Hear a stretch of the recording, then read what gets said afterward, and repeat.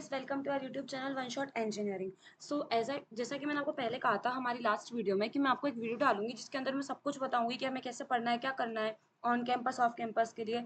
तो ये वीडियो आ चुकी है। मैंने आपने मुझे बहुत सारे डीएम्स करे थे, उसमें आपने मुझे बताया कि हमें ये चाहिए दीदी, हमें ये चाहिए, हमारी एक क्वेरी है, तो मैंने उस पर एक वीडियो अब ये वाली अपलोड करी है। अगर फिर भी आपका कोई डाउट है तो आप कमेंट में बता देना, मैं एक और नेक्स्ट वीडियो डाल दूंगी या मैं कमेंट में बता दूंगी, रिप्लाई कर दूंगी।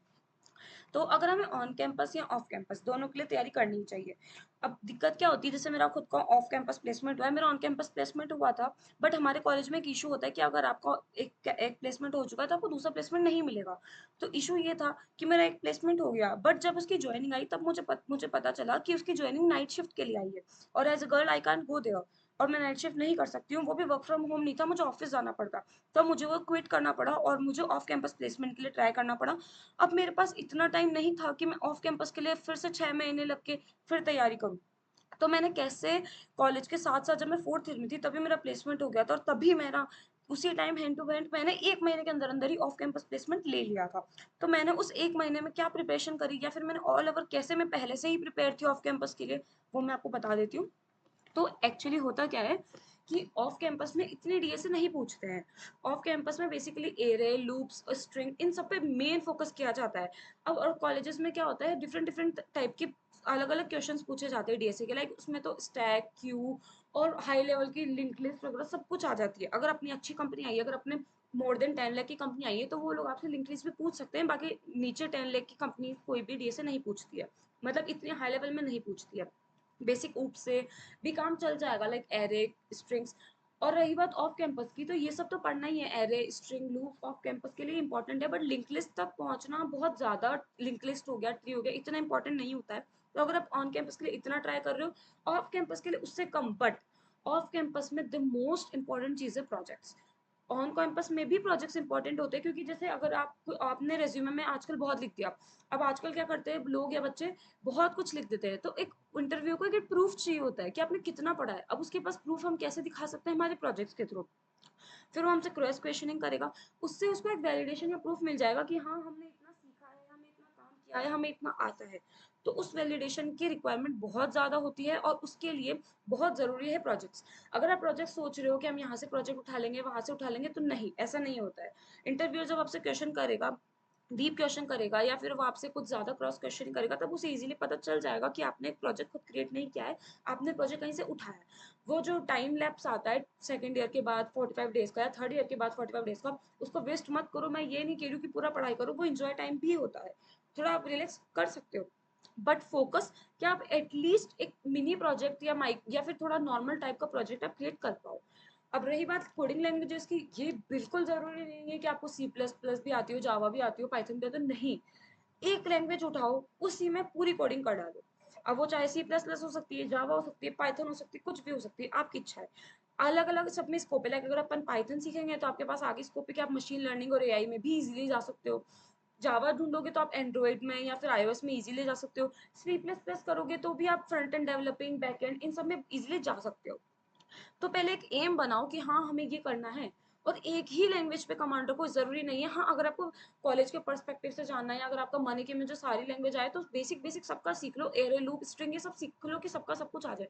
बट जो आप प्रोजेक्ट्स क्रिएट कर रहे हो, आप बड़ी बड़ी चीजें क्रिएट करते हो, वो पर्टिकुलर एक ही लैंग्वेज रखो, वरना बहुत बहुत मैशअप बन जाता है। और प्रोजेक्ट्स ऐसे रखो जिनका कुछ सेंस हो, लाइक जो repetition project, like hotel management, hospital management, ये बहुत पुराने प्रोजेक्ट्स हैं। कुछ यूनिक, कुछ मैं ये नहीं कह रही एकदम खुद का ही सोचो, क्योंकि उसमें बहुत टाइम भी कंज्यूम होता है। अगर आप न्यू स्टेज पे हो तो इतना नहीं हो पाएगा, आप पुरानी चीजें लो, बट एटलीस्ट खुद के कॉन्सेप्ट कुछ एक्स्ट्रा लगाओ ताकि आप चीजें सीख पाओ। और कुछ लोग गलती ये करते हैं कि वो लोग सोचते हैं कि अगर हम दोस्तों के साथ बैठेंगे, उनका एक क्वेश्चन सॉल्व कर रहे हैं, उनका कोड रन हो गया, हमारा नहीं हुआ, तो हमें प्रेशराइज फील होगा। ऐसा नहीं होता है। इसमें ये नहीं कहिए कि पूरे ग्रुप के साथ बैठो, एक या दो जनों के साथ बैठो, उससे क्या फायदा होता है कि एक तो आपको पता चल जाएगा कि अगर कोई क्वेश्चन है वो आपसे सॉल्व हो गया और दूसरे से भी हो गया, बट हो सकता है कि वो दूसरे मेथड से उसने सॉल्व किया हो। क्योंकि कभी क्या होता है, हम सोच रहे हैं कि हमारे पास एक मेथड हमने सीख लिया अच्छे से, अब हम सारे क्वेश्चन इस मेथड से सॉल्व कर लेंगे, ऐसा होता है। बट कभी कभी क्या होता है, 90% ऐसा हो जाता है, 10% कभी कभी नहीं हो पाता है। हो सकता है उसके पास कोई ज्यादा इजी मेथड हो। तो अगर अपन को दूसरा मेथड पता चल रहा है तो वो आप गेन कर सकते हो, ताकि आपका कोई और क्वेश्चन, डिफिकल्टी क्वेश्चन हो सकता है इजी में सॉल्व हो जाए। और सबसे इंपॉर्टेंट चीज, चाहे on campus placement low, off campus low, coding round होता ही है। उसके लिए बहुत इंपॉर्टेंट चीज़ है कि आप कोई क्वेश्चन है उसको पहले पेपर पेन पे सॉल्व करो, ना कि डायरेक्ट आप कोडिंग करने लग जाओ। इससे सबसे बड़ा डिसएडवांटेज क्या रहता है, ना तो आपको मेथड पता, ना आपको लॉजिक पता। आपको लग रहा हो कि क्वेश्चन इससे हो जाएगा, 2 लूप लगाऊंगी मैं और एक ये मैंने एरे क्रिएट कर दिया, ये क्रिएट कर दिया, मैं इनको ज्वाइन कर दूंगी या स्टैक में डाल दूंगी तो क्वेश्चन हो जाएगा। ऐसा नहीं है, उसमें बहुत टाइम कंज्यूम होता है। क्योंकि ऑन कैंपस में चलो ठीक है चलता है ऐसा, लेकिन क्योंकि अपन रन करा रहे हैं तो उसमें है ना टेस्ट केसेस के भी अपन को मार्क्स मिल जाते हैं। ऑफ कैंपस में बुरा इंप्रेशन पड़ता है। और ऑन कैंपस में टाइम लिमिट बहुत ज्यादा होती है, मतलब ऐसा नहीं होता है कि आपको आधे घंटे का टाइम दिया तो आप आधे घंटे से ज्यादा टाइम नहीं ले सकते हो। ऑन कैंपस में सबसे बड़ा रेस्ट्रिक्शन ये होता है। तो इम्पॉर्टेंट होता है कि अगर आप उसमें टाइम वेस्ट करने से अच्छा है पहले कॉपी पेन पे लो। और मैं आपको कुछ ट्रिक्स बता देती हूँ ऑन कैंपस क्रैक करने के लिए, ऑफ कैंपस के लिए नहीं बता रही, ऑन कैंपस के लिए। कभी कभी क्या होता है इसमें ना ऐसे क्वेश्चन आते हैं like easy level, medium level, फिर हाई लेवल। तो जो इजी वाले हैं ना उनमें आप बड़ा लॉजिक लगाओ, मान लो उनका भी आप 15-20 लाइन का कोड लिखोगे उसमें भी आपका टाइम जाएगा। तो इसके लिए मैं एक शॉर्ट ट्रिक बता देती हूँ। अगर आपके नॉर्मल एरे या लूप्स के क्वेश्चन आ रहे हैं या फिर बेसिक आ रहे हैं ना, स्ट्रिंग पुट कराओ या रिवर्स कराओ या फिर कुछ एडवांस क्वेश्चन आ गया लाइक एक स्ट्रिंग को दूसरे स्ट्रिंग में पुट कर दो लेकिन रिवर्स में, इसके लिए या फिर आपको पता है कि इसका आउटपुट ये होगा, अब या फिर आपको कोई आइडिया है तो आप क्या करो, लाइक अपन C++ में कोड करते हो, आप लिख दो Cout 1। इससे क्या होगा, अगर आपको सिर्फ टेस्ट केसेस के मार्क्स चाहिए लेकिन आपको लग रहा है कि पेपर बहुत हार्ड है मेरे से नहीं होगा, टेस्ट केसेस के बेसिस पे भी मार्क्स मिल जाते हैं, अपना राउंड क्लियर हो जाता है। मेरा खुद का हुआ है, मैं डायरेक्ट इंटरव्यू रैंक तक पहुंची हूँ कोडिंग राउंड ऐसे निकाल के। तो क्या करो Cout 1 कर दो, आपको लग रहा है Cout 1 करने से आपके 3 टेस्ट केस पास हो रहे हैं 5 में से, बहुत बढ़िया। या फिर आपको लग रहा है कि 2 करने से आपके 2 टेस्ट केस जितने हो रहे हैं मैक्सिमम जितने देख लो, 1 से 10 तक नंबर लगाओ या फिर रैंडम नंबर लगाओ, हिट कराओ। अगर आपका रन हो गया code, 2 test case 3 test case जितने भी चल रहे चला दो।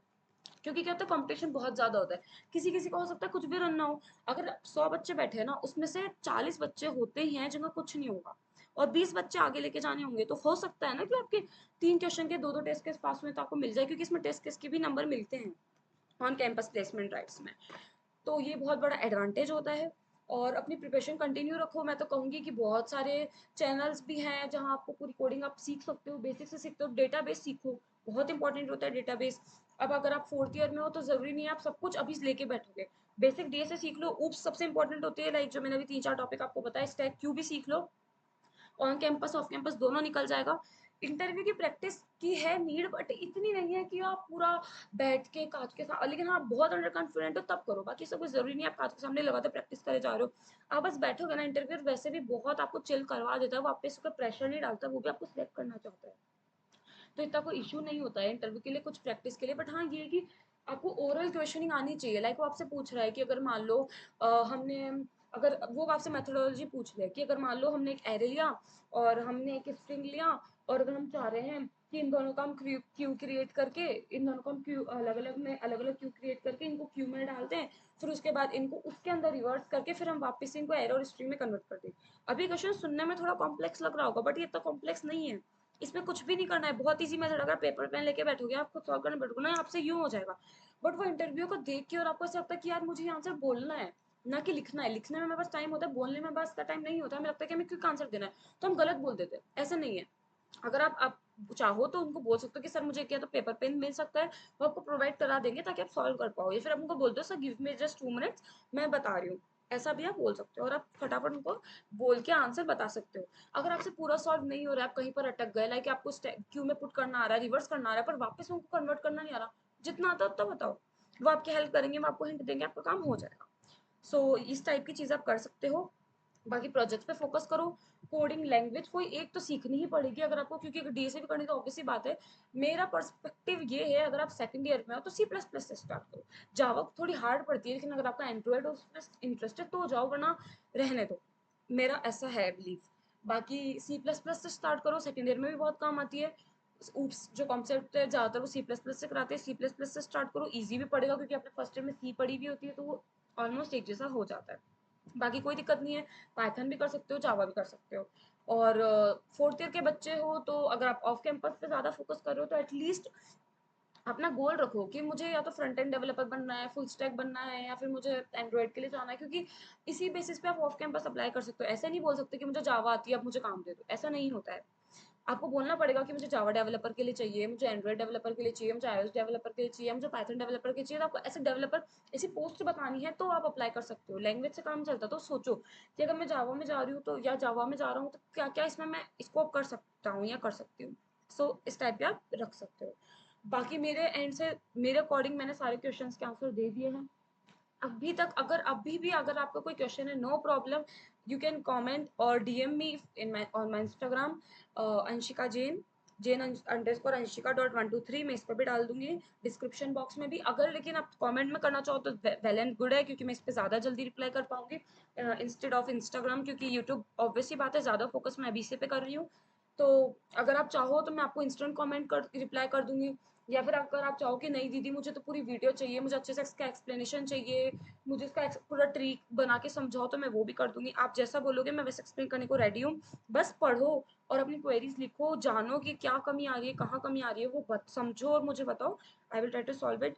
And I am damn sure कि अगर अच्छे से करोगे और सुनोगे, बात समझोगे और प्रैक्टिस साथ में करोगे, तो guarantee you will get placed.